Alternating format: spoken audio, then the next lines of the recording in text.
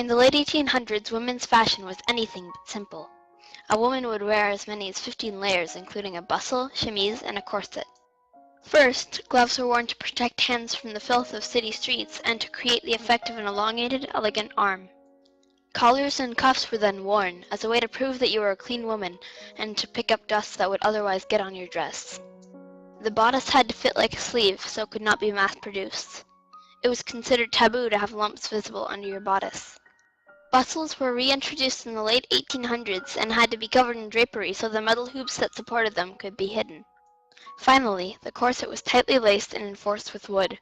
It was bound around a woman's waist to make her seem thinner. They were known to take 5 to 6 inches off a woman's waistline. All of this unnecessary clothing was bound to be revolutionized, and in 1908 a young French woman named Coco opened her first shop. The rise and fall of Coco Chanel. Gabrielle Coco Chanel was a leader in fashion design and entrepreneurship. With the start of her fashion empire in 1908, she played a large part in elevating women's profiles in the fashion world. No longer were women constrained by the male fashion designers who imposed their views of femininity during that era. Her experience and determination showed women designers of future generations that they could create business success, even when they designed fashions that was different from the norm.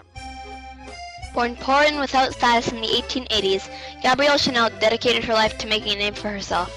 First, she aspired to fame through singing and acting in the cafes of the nearest town, Moulins. This experience was not successful, but it prompted her self-chosen nickname Coco, after a popular song about a lost dog. Then came her lifelong inspiration, which was to create comfortable and attractive women's clothing. Chanel was introduced to the fashion world of elite French customers by her wealthy French lover, Etienne Balsan. He funded her first shop that same year, a millinery shop which sold simple, mod hats. Locations of her first shops were in Deauville, a seaside resort town, and also in a posh neighborhood in Paris. In Deauville, Chanel noticed young women participating in sports, and devised a system of dress which was simple and used fabrics that were uncommon for women's clothing. These garments allowed activity while keeping a sense of sophistication. Chanel's fashion, as described by Vogue, has everything to do with elegance, but is based on elements alien to elegance: comfort, ease, and common sense. I think she knew from the start that she wanted to be kind of self-reliant. I also think because of those roots, she really admired wealth and status. And especially at that time, she knew status was something you could never truly buy yourself into. It was based on family lines, but fashion would be an entree into that.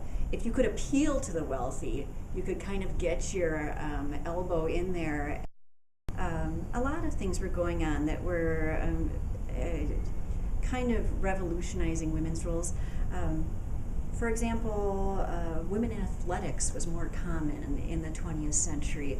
A more boyish look, she certainly sported that in the 20s. The advancement of leisure wear, or what we might call, what fashion historians might call sportswear. You know, they're not talking about, running shorts. They're talking about like ensembles of mix and match clothing. And she was a big part of that. Just as her shop was gaining more customers, World War I started. Chanel chose to stay open because her business wasn't running well, and when the French fled from Paris, her millinery shop in Deauville gained popularity. Even as the war ended, Chanel moved her Paris shop from 21 Rue Cambon to 31 Rue Cambon, where the Chanel boutique remains to this day. In May 1921, Chanel became the first designer to have a line of perfume. Chanel No. 5 was hugely successful. The perfume No. 5 was the item that created her fame, and more than 20 years later it still maintained its allure. Marilyn Monroe later said on a radio show that she always wore a few drops of No. 5 to bed. The perfume was also the first scent that didn't smell like an exact plant or flower, but an overall floral smell. Only 5 years later, in 1926, one of the most revolutionary designs into women's fashion was introduced: the little black dress. This dress was unlike many others because of its general color to start with. The dress was completely black, which was quite scandalous at the time, because traditionally black was only worn at funerals. The dress was knee-length with long sleeves, a style not worn yet in that decade. The little black dress was a modernizing necessity to women then and still is today. Success did not last as long as Chanel wished. In the 1930s, she encountered more setbacks and frustration, including strikes by workers in her couture house, along with other general strikes. In Paris, she faced growing competition from an exciting new Italian designer named Elsa Schiaparelli, which irked her. However, her recognition in the US grew when she was hired by Samuel Goldwyn to do costumes for Hollywood movies. All of these events caused Chanel to prepare to close her factories. Maison Chanel was shut in 1939 and 3,000 workers were unemployed as a result. When the war started, Coco was preparing to be a nurse. For less than a year she worked in this way, and in 1940 when Paris was captured by the Nazis, Chanel came back to Paris. Over the course of the occupation, Chanel had an affair with Nazi intelligence officer Hans Gunther von Dinklage. The Nazis established their headquarters during the occupation at Hôtel Meurice on Rue de Rivoli, around the corner from Chanel at 31 Rue Cambon. Through this time, Chanel kept a luxury flat at the Ritz Hotel, suggesting she was a Nazi collaborator to many as it was the preferred place of residence for German military staff. Other war documents indicate she was assigned an agent number by the German military intelligence and deployed by the Nazis on a number of missions, including an attempt in 1944 to offer peace terms favorable to Germany through Churchill, whom Chanel had been close with in the early 1930s due to her relationship with the Duke of Westminster. She tried to gain control of the perfume company she had formed in 1924 with her Jewish partner, Pierre Wertheimer. She did this under the laws the Nazis imposed over seizure of all Jewish property. This did not happen because Wertheimer had legal control turned over to a third party before fleeing to the US in 1940. When the war ended, she was arrested for having collaborated with the Nazis. At the time, no evidence or witnesses to prove her collaboration were presented to the Free French authorities. Most women who had established relationships or otherwise benefited from German Nazi connections were shaved bald and paraded down the streets of Paris. It is thought that her friendship with Winston Churchill allowed her to escape this treatment. For 15 years, Chanel retreated to Switzerland for reasons that are still unknown and took brief visits back to France. In 1952, Coco Chanel made her return to the fashion world and debuted a two-piece pantsuit for women. Reportedly, Chanel's return was inspired by the release of Dior's New Look. In France, the collection was criticized. Women also had different roles during World War II, huge influence on women's roles. How women suddenly working certainly changed the whole face of what was expected of women, which was part of, her argument against Dior was Dior's silhouette really brought back a much more quaint idea of women. He reintroduced the corset. The silhouette basically followed a late Victorian model, hourglass model, and so I could think she felt, rightfully kind of resentful of that return because she couldn't stand the thought of somebody else being on top. She reportedly disliked Dior intensely and was quite outspoken. I don't know this, but from what I've read, Chanel was not a particularly kind person. She really was rather disrespectful to her peers because she was so kind of fiercely wanting to be the star of the fashion scene. People thought Chanel had lost her touch. This may have been as much for the wartime associations Chanel had made with the Nazis as it was for the couture collections she presented. Her designs made a splash in the United States and created newfound success in a foreign audience. She decided to resolve her disagreements with her partner Wertheimer for business advice and funding. In exchange, she sold full rights to the name Coco Chanel. Her comeback was inspired by the mod movement, a different look for the 50s. She updated her classic looks, reworking classic tweed designs until wealthy women and celebrities returned to her showroom in droves. The Chanel suit became a status symbol for a new generation. Made of solid or tweed fabric, with its slim skirt and collarless jacket trimmed in braid, gold buttons, patch pockets, and, sewn into the hem, a gold-colored chain ensuring it hung properly from the shoulders. Chanel also reintroduced handbags, jewelry, and shoes, with great success in subsequent seasons. Chanel was 67 at the time, and many people were beginning to doubt her ability, especially in the late 60s. Chanel defined a new standard for women's clothing and always seemed to know what change was needed in the fashion world. She created groundbreaking designs incorporating old and new influences and topping them off with her own touch.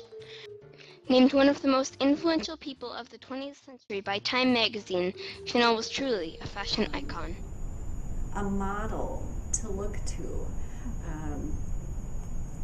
And other designers, yeah, I'm sure that so many people are inspired by her work, by her innovation, her ability to see what isn't there yet and make it happen. There aren't that many designers like that. To wear lines, so there's a difference there. But I think just her iconographic image really made it such a powerful and ongoing business that we all still, well, not all, but most of us have heard of Chanel. If you've heard of a designer in fashion, you've probably heard of Chanel.